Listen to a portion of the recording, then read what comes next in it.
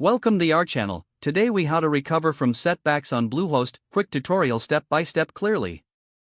To recover from setbacks on Bluehost, first, log into your Bluehost account. Navigate to the main dashboard after logging in. Identify the issue causing the setback. If your website is down, check the status of your domain. Go to the Domains tab on the dashboard. Look for any notifications or warnings regarding your domain status. If your domain has expired, follow the prompts to renew it. If your website is loading slowly, assess your hosting plan. Consider upgrading to a higher tier plan if you need more resources. Next, check for any recent updates or changes made to your website. If you've installed plugins or themes, disable them one by one. Refresh your website after each plugin or theme is disabled. This will help you identify if a specific plugin is causing issues. If you've backed up your website, you can restore it to a previous version.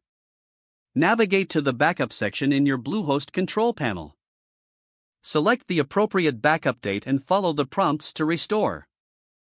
For database-related issues, access the phpMyAdmin tool. Locate your database and check for any corrupted tables. Repair any corrupted tables using the repair functionality.